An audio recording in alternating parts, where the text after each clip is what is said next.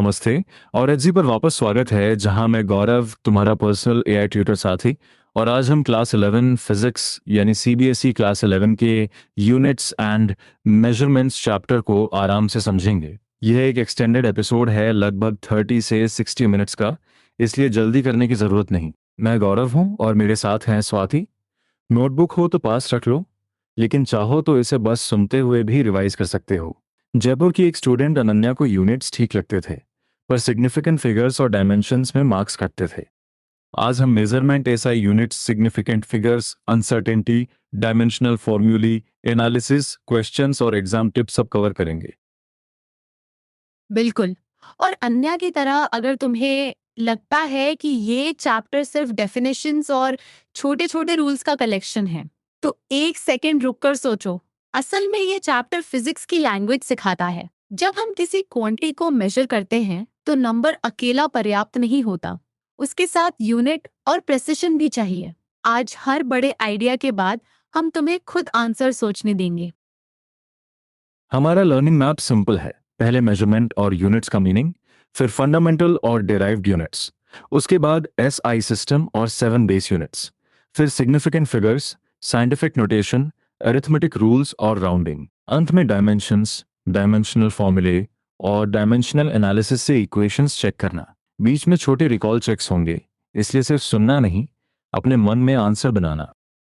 चलो सबसे बेसिक सवाल से शुरू करते हैं। मेजरमेंट क्या है? तुम्हारा आंसर क्या आ रहा है? मेजरमेंट किसी फिजिकल क्वांटिटी की तुलना एक चुने हुए रेफरेंस स्टैंडर्ड से करना है। इस रेफरेंस स्टैंडर्ड को यूनिट कहते हैं।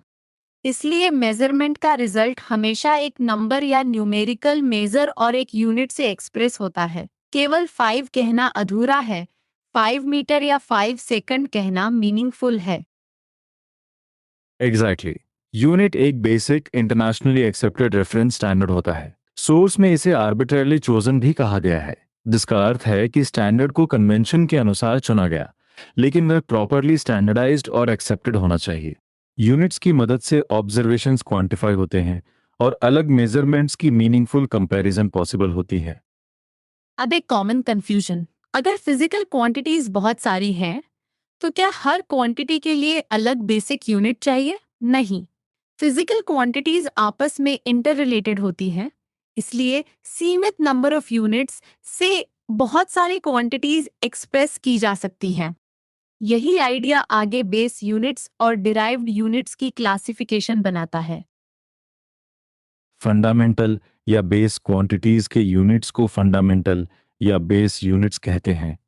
ये बेसिक क्वांटिटीज से जुड़े होते हैं। दूसरी तरफ डिराइव्ड क्वांटिटीज के यूनिट्स बेस यूनिट्स के कॉम्बिनेशन से बनते हैं। उदाहरण के लिए वॉल्यूम 3 लेंथ्स का प्रोडक्ट है, इसलिए उसका डायमेंशनल फॉर्म लेंथ क्यूब्ड होगा। इसी तरह फोर्स, मास और एक्सेलरेशन के रिलेशन से जुड़ता है। तो अगर एग्जाम में पूछा जाए कि डिराइव्ड यूनिट क्या होता है, आंसर में सिर्फ कॉम्बिनेशन ऑफ यूनिट्स मत लिखना। लिखो कि डिराइव्ड क्वांटिटी का यूनिट बेस यूनिट्स के कॉम्बिनेशन के रूप में एक्सप्रेस किया जाता है, और बेस तथा डिराइव्ड यूनिट्स का complete set system of units कहलाता है। ये डेफिनेशन आंसर राइटिंग में साफ और प्रिसाइज रहनी चाहिए। एक क्विक चेक, लेंथ, मास और टाइम जैसे बेसिक क्वांटिटीज के यूनिट्स किस कैटेगरी में आएंगे? तुम्हें कहना चाहिए बेस यूनिट्स। फोर्स, एनर्जी या वॉल्यूम जैसे क्वांटिटीज के यूनिट्स कॉम्बिनेशन से एक्सप्रेस किए जा सकते हैं, इसलिए वे डिराइव्ड यूनिट्स के एग्जांपल्स हैं। यहाँ यूनिट और क्वांटिटी को मिक्स मत करना। मीटर क्वांटिटी नहीं, लेंथ का यूनिट है। हाँ, और यही डिस्टिंक्शन आगे ऐसा सिस्टम में बार बार काम आएगा। अभी तक की आइडिया ये है, मेजरमेंट कंपैरिजन है, रिजल्ट नंबर प्लस यूनिट है, बेस यूनिट्स बेसिक क्वांटिटीज से आते हैं और डिराइव्ड यूनिट्स बेस यूनिट से बनते हैं। अब तक हम फर्स्ट मेजर आइडिया कवर कर चुके हैं। अब सवाल उठता है कि अलग अलग देशों के अलग यूनिट्स क्यों प्रॉब्लम बनते थे। पहले अलग कंट्रीज में मेजरमेंट के अलग सिस्टम्स चलन में थे। चैप्टर 3 सिस्टम्स का नाम देता है सीजीएस, एफपीएस या ब्रिटिश सिस्टम और एमकेएस सिस्टम। सीजीएस में लेंथ, मास और टाइम के बेस यूनिट सेंटीमीटर, ग्राम और सेकंड थे। एफपीएस में फुट, पाउंड और सेकंड। एमकेएस में मीटर, किलोग्राम और सेकंड। एक सेकंड पॉज करके सोचो, अगर एक साइंटिस्ट सेंटीमीटर और ग्राम यूज करे और दूसरा फुट और पाउंड, तो कम्युनिकेशन में कंफ्यूजन क्यों होगा? क्योंकि सेम फिजिकल मेजरमेंट अलग न्यूमेरिकल वैल्यूज और अलग यूनिट नेम्स में दिख सकती है। इसलिए साइंटिफिक, टेक्निकल, इंडस्ट्रियल और कमर्शियल वर्क के लिए कॉमन इंटरनेशनली एक्सेप्टेड सिस्टम की जरूरत हुई। इसी नीड को पूरा करता है एसआई, यानी international system of units. SI का फ्रेंच नाम सिस्टम इंटरनेशनल ड यूनिट्स है। इसका स्टैंडर्ड स्कीम सिंबल्स, यूनिट्स और अब्रीविएशंस को कंसिस्टेंट बनाता है। एसआई डेसिमल सिस्टम पर आधारित है, इसलिए सिस्टम के भीतर कन्वर्जन्स कंपैरेटिवली सिंपल और कन्वीनियंट होते हैं। फिजिक्स में हमें इसी सिस्टम को फॉलो करना है। एसआई में 7 बेस यूनिट्स हैं। चलो इन्हें क्वांटिटी, नेम और सिंबल के साथ बोलकर याद करते हैं। लेंथ का मीटर, सिंबल एम, मास का किलोग्राम केजी, टाइम का सेकंड एस, इलेक्ट्रिक करंट का एम्पियर ए, थर्मोडायनेमिक टेम्परेचर का केल्विन के, अमाउंट ऑफ सब्सटेंस का मोल मोल, ल्यूमिनस इंटेंसिटी का कैंडिला सीडी। ध्यान दो, मास का एसआई बेस यूनिट ग्राम नहीं किलोग्राम है। यह बहुत कॉमन मिस्टेक है। इसी तरह टेम्परेचर के लिए केल्विन लिखा जाता है, डिग्री केल्विन नहीं। सिंबल्स भी इंपॉर्टेंट हैं। मीटर का एम और सेकंड का एस लोअर केस है, एम्पेयर का ए अपर केस है। एग्जाम पॉइंट ऑफ व्यू से क्वांटिटी, यूनिट नेम और सिंबल को साथ रिवाइज करो। अब रिकॉल, 7 बेस यूनिट्स में अमाउंट ऑफ सब्सटेंस का यूनिट क्या है? अगर तुम्हारा आंसर मोल, सिंबल मोल है तो सही। मोल यूज करते समय एलिमेंट्री एंटिटीज स्पेसिफाई करनी होती हैं। ये entities atoms, molecules, ions, electrons या स्पेसिफाइड ग्रुप्स ऑफ पार्टिकल्स हो सकती हैं। इसलिए मोल को बस एक वेग काउंटिंग वर्ड की तरह मत लिखना। एसआई में 7 बेस यूनिट्स के अलावा प्लेन एंगल और सॉलिड एंगल के लिए रेडियन और स्टेरेडियन यूनिट्स भी दिए जाते हैं। प्लेन एंगल का यूनिट रेडियन, सिंबल रेड है। सॉलिड एंगल का यूनिट स्टेरेडियन, सिंबल एसआर है। चैप्टर दोनों को डायमेंशनलेस क्वांटिटीज बताता है।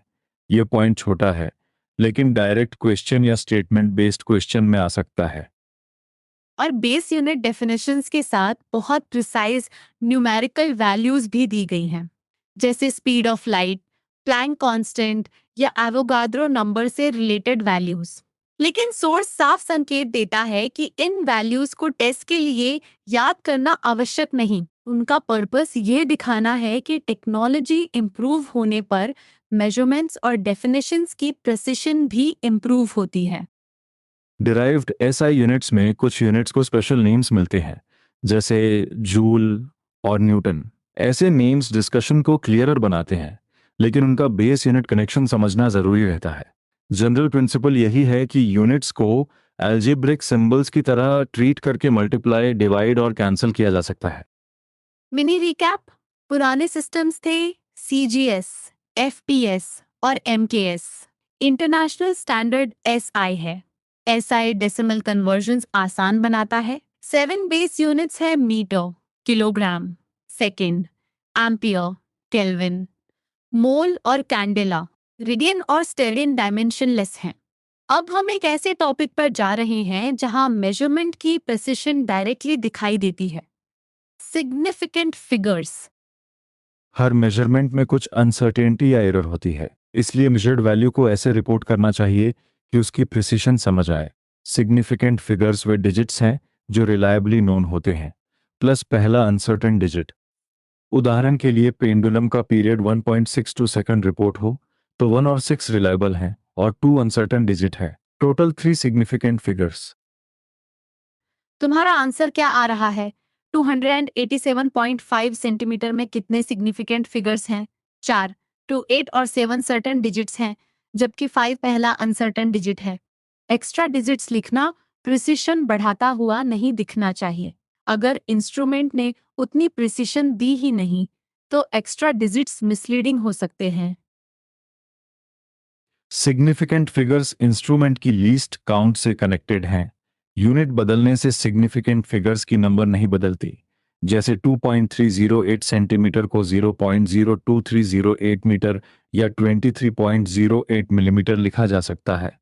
हर रूप में सिग्निफिकेंट डिजिट्स 2, 3, 0 और 8 हैं।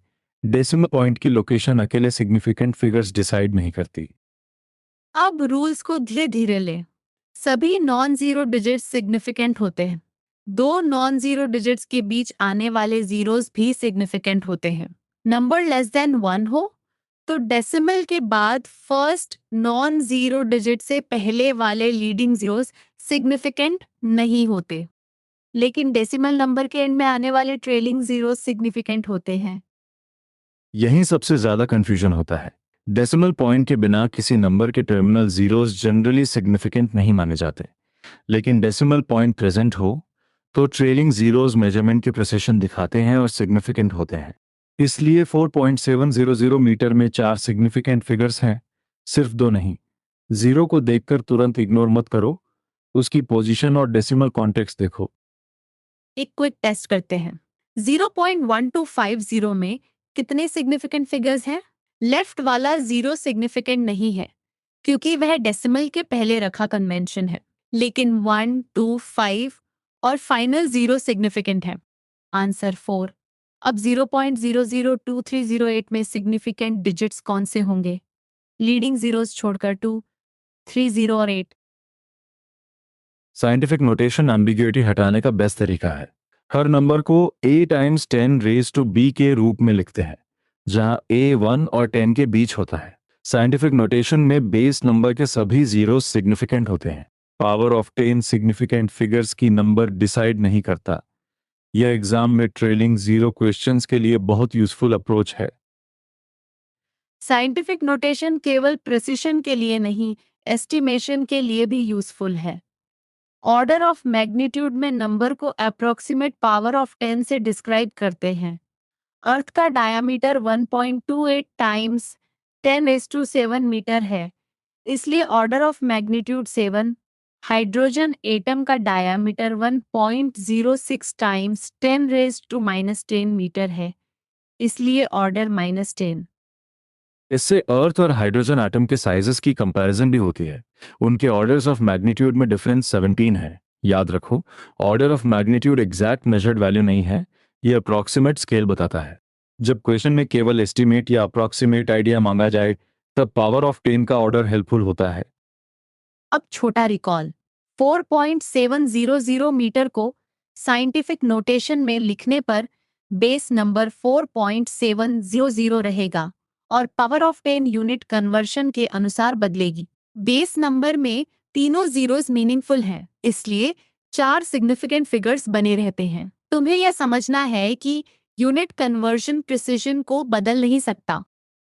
एक और सटल पॉइंट, फॉर्मूला में आने वाले एग्जैक्ट नंबर्स जैसे 2 इन अ जियोमेट्रिकल रिलेशन या counting number n measured approximation नहीं होते, इसलिए उनके सिग्निफिकेंट फिगर्स इफेक्टिवली इन्फिनिट माने जाते हैं। इसी तरह p का वैल्यू जरूरत के अनुसार लिमिटेड डिजिट्स में लिया जा सकता है, लेकिन एग्जैक्ट कांस्टेंट का स्टेटस मेजर्ड क्वांटिटी जैसा नहीं होता। अब तक हमने सिग्निफिकेंट फिगर्स की definition, reliable plus first uncertain digit, zero rules, scientific notation और एग्जैक्ट फैक्टर्स कवर कर लिए। एक कॉमन मिस्टेक यह है कि स्टूडेंट हर जीरो को सिग्निफिकेंट या हर जीरो को नॉन सिग्निफिकेंट मान लेता है। सही तरीका है पोजीशन देखना और मेजरमेंट में प्रिसिशन का इंटेंशन समझना। अब कैलकुलेशंस पर आते हैं। मेजर्ड वैल्यूज को कैलकुलेट करने पर फाइनल आंसर इनपुट डेटा से ज्यादा प्रिसाइज नहीं हो सकता। मल्टीप्लिकेशन या डिवीजन में फाइनल रिजल्ट उतने सिग्निफिकेंट फिगर्स रखता है जितने लीस्ट सिग्निफिकेंट इनपुट में है। उदाहरण, मास 4.237 ग्राम और वॉल्यूम 2.51 क्यूबिक सेंटीमीटर हो तो डेंसिटी को 3 सिग्निफिकेंट फिगर्स तक रिपोर्ट करना होगा। तो अगर रॉ डिवीजन से बहुत सारे डेसिमल डिजिट्स मिल जाएं, क्या सब लिख देंगे? नहीं, रॉ कैलकुलेटर आउटपुट प्रिसिशन का प्रमाण नहीं है। 4.237 डिवाइडेड बाय 2.51 लगभग 1.688 आता है, लेकिन फाइनल डेंसिटी 1.69 ग्राम पर क्यूबिक सेंटीमीटर रिपोर्ट होगी क्योंकि 2.51 में 3 सिग्निफिकेंट फिगर्स हैं। कैलकुलेटर को आंसर जज नहीं, अरिथमेटिक हेल्पर समझो। एडिशन और सब्ट्रैक्शन का रूल अलग है। यहाँ सिग्निफिकेंट फिगर्स काउंट नहीं, डेसिमल प्लेसेस देखे जाते हैं। 436.32 ग्राम, 227.2 ग्राम और 0.301 ग्राम का सम 663.821 ग्राम आता है, लेकिन least precise value 1 decimal place तक है, इसलिए फाइनल रिजल्ट 663.8 ग्राम होगा। 664 ग्राम लिखना भी गलत प्रिसिशन कन्वे करेगा।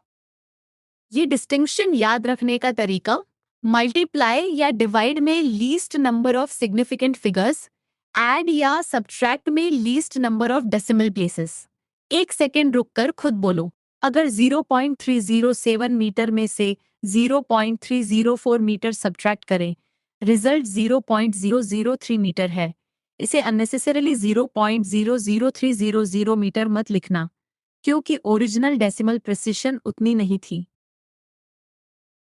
राउंडिंग ऑफ में ड्रॉप डिजिट 5 से ग्रेटर हो तो प्रीसीडिंग डिजिट 1 से इंक्रीज होता है, 5 से लेस हो तो प्रीसीडिंग डिजिट अनचेंज रहता है। एग्जैक्टली 5 की कन्वेंशन में प्रीसीडिंग डिजिट इवन हो तो उसे अनचेंज रखते हैं और ऑड हो तो 1 से इंक्रीज करते हैं। चैप्टर के एग्जाम्पल्स 2.745 से 2.74 और 2.735 से 2.74 हैं। कॉम्प्लेक्स मल्टी स्टेप कैलकुलेशन में हर स्टेप पर जल्दी राउंडिंग मत करो। इंटरमीडिएट स्टेप्स में रिक्वायर्ड सिग्निफिकेंट डिजिट से 1 एक्स्ट्रा डिजिट रिटेन करो और फाइनल आंसर पर प्रॉपर राउंडिंग करो, वरना राउंडिंग एरर्स अक्यूमुलेट हो सकते हैं। ये छोटा सा हैबिट न्यूमेरिकल्स में आंसर को स्टेबल और डिफेंसिबल बनाता है। क्यूब वाले एग्जाम्पल से अप्लाई करें। साइड 7.203 मीटर है, यानी 4 सिग्निफिकेंट फिगर्स। सरफेस एरिया का अनराउंडेड वैल्यू 311.299254 स्क्वायर मीटर आता है, इसलिए आंसर 311.3 स्क्वायर मीटर। वॉल्यूम का अनराउंडेड वैल्यू 373.711475 क्यूबिक मीटर है, इसलिए आंसर 373.7 क्यूबिक मीटर। दोनों फाइनल आंसर्स 4 सिग्निफिकेंट फिगर्स में है। एक और क्विक चेक, मास 5.74 ग्राम और वॉल्यूम 1.2 क्यूबिक सेंटीमीटर हो तो डेंसिटी रफली 4.783 आती है। फाइनल आंसर कितने सिग्निफिकेंट फिगर्स में? वॉल्यूम में सिर्फ 2 सिग्निफिकेंट फिगर्स हैं, इसलिए डेंसिटी 4.8 ग्राम पर क्यूबिक सेंटीमीटर रिपोर्ट होगी। यह क्वेश्चन कैलकुलेशन से ज्यादा प्रिसिशन चेक है। अब अनसर्टेनिटी को थोड़ा डीपर समझते हैं। मेजरमेंट रिजल्ट में रिलायबल डिजिट्स और फर्स्ट अनसर्टेन डिजिट होते हैं। लेंथ 16.2 सेंटीमीटर को 16.2 प्लस और माइनस 0.1 सेंटीमीटर लिखा जा सकता है। यह लगभग 0.6% अनसर्टेनिटी है। ब्रेड 10.1 प्लस और माइनस 0.1 सेंटीमीटर है, जिसकी रिलेटिव अनसर्टेनिटी लगभग 1% है। ध्यान दो, दोनों एब्सोल्यूट अनसर्टेनिटीज 0.1 सेंटीमीटर हैं। फिर रिलेटिव अनसर्टेनिटीज अलग क्यों? क्योंकि रिलेटिव एरर मेजर्ड वैल्यू से डिवाइड होता है। सेम एब्सोल्यूट एरर छोटी क्वांटिटी में प्रोपोर्शनली बड़ा इफेक्ट डालता है। इसलिए 1.02 ग्राम में प्लस और माइनस 0.01 ग्राम लगभग 1% है, जबकि 9.89 ग्राम में वही एब्सोल्यूट एरर लगभग 0.1% है। प्रोडक्ट ऑफ मेजर्ड क्वांटिटीज में फ्रैक्शनल या परसेंटेज अनसर्टेनिटीज कंबाइन होती हैं। लेंथ 16.2 और ब्रेड्थ 10.1 सेंटीमीटर से एरिया का कैलकुलेटेड वैल्यू 163.62 स्क्वायर सेंटीमीटर है। कंबाइंड अनसर्टेनिटी लगभग 1.6% आती है, जिससे फाइनल रिजल्ट 164 प्लस और माइनस 3 स्क्वायर सेंटीमीटर कोट किया जाता है। यहाँ अनसर्टेनिटी को आंसर का मीनिंगफुल हिस्सा समझना है। स्टूडेंट अक्सर सब्ट्रैक्शन में सिग्निफिकेंट फिगर्स गलत लगाता है।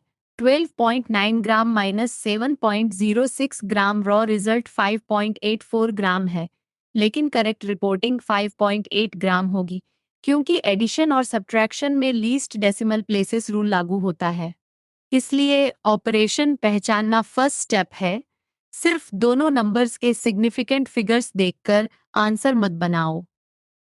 एडजी में ऐसे एग्जैक्ट डाउट्स को step by step Socratic question से प्रैक्टिस किया जा सकता है, लेकिन अभी हमारी रिवीजन फ्लो में बस ये चेक रखो, ऑपरेशन क्या है, लीस्ट प्रिसाइज इनपुट कौन सा है और फाइनल आंसर की प्रिसिशन क्या होनी चाहिए। यही 3 सवाल कैलकुलेशन से पहले पूछना यूजफुल हैबिट है।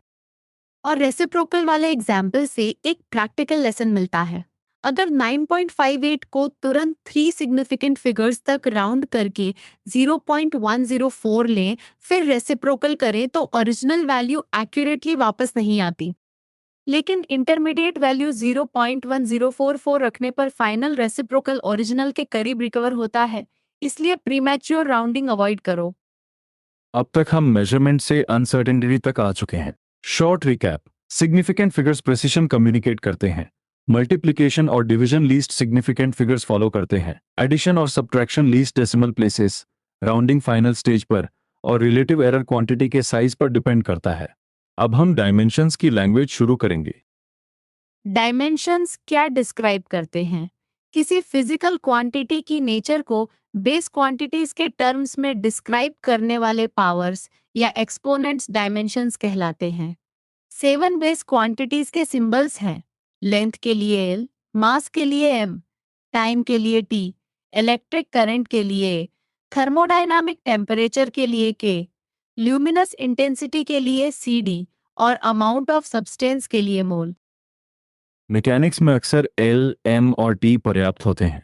वॉल्यूम लेंथ, ब्रेड्थ और हाइट का प्रोडक्ट है, यानी 3 लेंथ्स। इसलिए वॉल्यूम का dimensional formula m raise to 0 l cubed t raise to 0 है। शॉर्ट फॉर्म में वॉल्यूम की डायमेंशंस l क्यूब्ड, मास और टाइम की पावर 0 है क्योंकि वॉल्यूम उनसे इंडिपेंडेंट है। अब फोर्स डिराइव करो। Force equals mass multiplied by acceleration. Acceleration length divided by time squared है। इसलिए फोर्स की डायमेंशंस mlt⁻² होंगी। एक सेकंड पॉज करके सोचो। फोर्स में मास की पावर 1, लेंथ की पावर 1 और टाइम की पावर -2। क्यों? क्योंकि एक्सेलरेशन टाइम के स्क्वायर के इनवर्स में है। स्पीड या वेलोसिटी की dimensions m raise to 0 lt raise to -1 है, यानी लेंथ पर टाइम। एक्सेलरेशन की dimensions m raise to 0 lt raise to -2। Mass density की dimensions ml raise to -3t raise to 0। Formula बनाते समय 0 पावर्स लिखना ऑप्शनल लग सकता है, लेकिन फुल डायमेंशनल फॉर्मूला में वे क्लैरिटी देते हैं। एक इम्पॉर्टेंट क्लैरिफिकेशन, डायमेंशंस मैग्नीट्यूड नहीं बताती। Initial velocity, final velocity, average velocity और स्पीड इस डायमेंशनल कॉन्टेक्स्ट में सभी लेंथ पर टाइम टाइप हैं। डायमेंशंस क्वांटिटी की नेचर या टाइप बताती हैं, उसका एक्चुअल न्यूमेरिकल वैल्यू नहीं। इसलिए सेम डायमेंशंस का मतलब सेम फिजिकल क्वांटिटी होना भी जरूरी नहीं। डायमेंशनल फॉर्मूला वह एक्सप्रेशन है जो बताता है कि फिजिकल क्वांटिटी बेस क्वांटिटीज के किस कॉम्बिनेशन से रिप्रेजेंटेड है। उदाहरण के लिए स्पीड का फॉर्मूला m0lt-1। डायमेंशनल इक्वेशन में क्वांटिटी को उसके डायमेंशनल फॉर्मूला के बराबर लिखा जाता है, जैसे स्पीड की डायमेंशंस को v की डायमेंशंस के बराबर लिखना। दोनों टर्म्स अलग वोकाबुलरी हैं, इन्हें मिक्स मत करना। एग्जाम में अगर फोर्स की डायमेंशनल फॉर्मूला मांगी जाए, पहले फिजिकल रिलेशन लिखो। फोर्स इक्वल्स मास टाइम्स एक्सेलरेशन। फिर एक्सेलरेशन की डायमेंशन सब्स्टिट्यूट करो। ये डेरिवेशन बेस्ड आंसर ज्यादा रिलायबल है कंपेयर टू केवल memorised formula. Volume, speed, acceleration और डेंसिटी 4 यूजफुल एग्जांपल्स हैं जिन्हें तुम इसी मेथड से रिकंस्ट्रक्ट कर सकते हो। एक क्विक रिकॉल राउंड। वॉल्यूम की डायमेंशंस l क्यूब्ड, स्पीड की lt-1, एक्सेलरेशन की lt-2, फोर्स की mlt-2, डेंसिटी की ml-3। अगर तुमने 0 पावर्स ओमिट की हैं तो भी मीनिंग क्लियर है, लेकिन आंसर में बेस क्वांटिटीज की पावर्स कंसिस्टेंट रखना। अब डायमेंशंस का सबसे पावरफुल यूज है डायमेंशनल एनालिसिस। इसका मतलब है फिजिकल इक्वेशंस की डायमेंशनल कंसिस्टेंसी चेक करना, रिलेशंस के बारे में क्लूज पाना और यूनिट्स या डायमेंशंस को अलजेब्रिक क्वांटिटीज की तरह मैनिपुलेट करना। लेकिन ध्यान रखना, डायमेंशनल एनालिसिस प्रिलिमिनरी टेस्ट है। पास होने से इक्वेशन ऑटोमेटिकली एग्जैक्ट या फुल्ली करेक्ट प्रूव नहीं होती। प्रिंसिपल ऑफ होमोजेनिटी कहता है कि इक्वेशन में ऐड या सब्ट्रैक्ट केवल सेम डायमेंशंस वाली क्वांटिटीज की जा सकती हैं। वेलोसिटी को फोर्स से ऐड नहीं कर सकते, इलेक्ट्रिक करंट को थर्मोडायनामिक टेम्परेचर से सब्ट्रैक्ट नहीं कर सकते। इक्वेशन के दोनों साइड्स की डायमेंशन सेम होनी चाहिए और राइट साइड के हर एडिटिव टर्म की डायमेंशंस भी सेम होनी चाहिए। मान लो डिस्टेंस की इक्वेशन में पोजीशन, वेलोसिटी टाइम्स टाइम और 1/2 acceleration times time square terms हैं। पोजीशन की डायमेंशन L है। Velocity times time gives LT inverse multiplied by T यानी L। Acceleration times time squared gives LT inverse square multiplied by T squared यानी L। इसलिए हर term length type है और equation dimensionally consistent है। यहाँ 1/2 और similar pure numerical factors dimensionless होते हैं। डायमेंशंस न्यूमेरिकल कोएफिशिएंट्स को जज नहीं करती। इसी कारण डायमेंशनल एनालिसिस ये नहीं बता सकती कि कोएफिशिएंट 1/2 है या 3/16 अगर दोनों एक्सप्रेशंस की डायमेंशन सेम हो। यह लिमिटेशन एग्जाम में बहुत इंपॉर्टेंट है। डायमेंशनल करेक्टनेस नेसेसरी हो सकती है, सफिशिएंट नहीं। किनेटिक एनर्जी वाले टाइप के ऑप्शंस सोचो। एनर्जी के डायमेंशंस mL² T-2 हैं। m²v³ की डायमेंशंस अलग होंगी। माँ फोर्स टाइप होगा और एनर्जी प्लस फोर्स में डिफरेंट डायमेंशंस वाली क्वांटिटीज ऐड होंगी, इसलिए वे रूल आउट हो जाएंगे। लेकिन 1/2 m² और 3/16 mv² दोनों डायमेंशनली पॉसिबल हैं। एग्जैक्ट फॉर्मूला डायमेंशंस अलोन नहीं चुन सकती। एक और इम्पोर्टेंट रूल, ट्रिग्नोमेट्रिक, लोगरिथमिक और एक्सपोनेंशियल फंक्शंस के आर्ग्यूमेंट्स डायमेंशनलेस होने चाहिए। प्योर नंबर या सिमिलर फिजिकल क्वांटिटीज का रेशियो डायमेंशनलेस होता है। एंगल को arc length divided by radius के रूप में सोचो, दोनों लेंथ हैं, इसलिए रेशियो डायमेंशनलेस है। रिफ्रैक्टिव इंडेक्स भी टू स्पीड्स के रेशियो के कारण डायमेंशनलेस होता है। अब रिलेशन डिडक्शन की बात। डायमेंशन से कभी कभी क्वांटिटीज के बीच रिलेशन निकाली जा सकती है अगर डिपेंडेंस का फॉर्म और वेरिएबल्स नोन हो। सिंपल पेंडुलम के केस में पीरियड T को length L, gravity acceleration G और बॉब मास M पर डिपेंडेंट माना गया। प्रोडक्ट फॉर्म में T इक्वल्स के टाइम्स L⁻⁴x, G⁻⁴y और M⁻⁻z लिया जाता है। डायमेंशंस इक्वेट करने पर इक्वेशंस मिलती है। x + y = 0, -2y = 1 और z = 0। इससे x हाफ, y -हाफ और z 0 आते हैं। Therefore, period proportional to square root of L divided by G with a dimensionless constant k. Method dimensions constant k की एग्जैक्ट वैल्यू नहीं बता पाती। यही लिमिटेशन फिर याद रखो। एक्चुअल एक्सप्रेशन में क का वैल्यू 2π हो सकता है, लेकिन डायमेंशनल मेथड सिर्फ डिपेंडेंस और पावर्स तक पहुंचती है। डायमेंशनलेस कांस्टेंट्स ऑब्टेन नहीं होते। साथ ही सेम डायमेंशंस वाली अलग फिजिकल क्वांटिटीज को मेथड डिस्टिंग्विश नहीं कर सकती। इसलिए डायमेंशंस पावरफुल चेकिंग टूल है, complete substitute for physical reasoning नहीं। और फाइनल सेक्शन में एंटर कर रहे हैं। डायमेंशनल एनालिसिस से 3 एग्जाम यूजेस याद रखो। इक्वेशन की कंसिस्टेंसी चेक करना, क्वांटिटीज के बीच रिलेशन रिड्यूस करना और यूनिट्स को सिंप्लीफाई या कन्वर्ट करना। लेकिन इक्वेशन डायमेंशनली रॉन्ग निकले तो वह निश्चित रूप से रॉन्ग है। डायमेंशनली करेक्ट निकले तो केवल पॉसिबल है, गारंटीड करेक्ट नहीं। चलो फुल चैप्टर रैपिड रिकॉल करते हैं। मेजरमेंट फिजिकल क्वांटिटी की कंपैरिजन है रेफरेंस यूनिट से। रिजल्ट नंबर और यूनिट के साथ लिखा जाता है। बेस यूनिट्स बेसिक क्वांटिटीज के लिए हैं, डिराइव्ड यूनिट्स बेस कॉम्बिनेशन से। SI इंटरनेशनल स्टैंडर्ड है और डेसिमल सिस्टम कन्वर्जन्स आसान बनाता है। 7 SI बेस यूनिट्स को एक बार फिर बोलो। Metre for length, kilogram for mass, second for time, ampere for electric current, kelvin for thermodynamic temperature, mole for amount of substance और candela for luminous intensity. Plane angle का radian और solid angle का steradian dimensionless units हैं। Joule और newton special names वाले derived units के examples हैं। Significant figures में reliable digits plus first uncertain digit आते हैं। नॉन जीरो डिजिट सिग्निफिकेंट, बीच के zero significant, leading zeros generally non significant और डेसिमल के बाद trailing zero significant. Scientific notation ambiguity हटाती है। मल्टीप्लिकेशन और division least significant figures follow करते हैं। एडिशन और subtraction least decimal places. Dimensions based quantities की पावर्स हैं volume cubed, speed LT-1, acceleration LT-2, force MLT-2 और density ML-3T0। Dimensional formula relation दिखाता है। डायमेंशनल इक्वेशन क्वांटिटी को उसके डायमेंशन से इक्वेट करती है। इक्वेशन में सेम डायमेंशंस वाले टर्म्स ही ऐड या सब्ट्रैक्ट हो सकते हैं। फाइनल चैलेंज सुनो और नोटबुक में सॉल्व करो। पहले लिखो 0.007 मीटर में कितने सिग्निफिकेंट फिगर्स हैं, 0.2370 ग्राम पर क्यूबिक सेंटीमीटर में कितने हैं और स्पीड की डायमेंशनल फॉर्मूला क्या है। फिर डिसाइड करो कि मल्टीप्लिकेशन में कौन सा प्रिसिशन रूल लगेगा और डायमेंशनल कंसिस्टेंसी पास होने पर इक्वेशन के बारे में हम कितना कंक्लूड कर सकते हैं। आंसर्स मन में चेक करना। 0.007 में 1, 0.2370 में 4, स्पीड में m0 LT-1 और डायमेंशनल कंसिस्टेंसी करेक्टनेस की गारंटी नहीं है।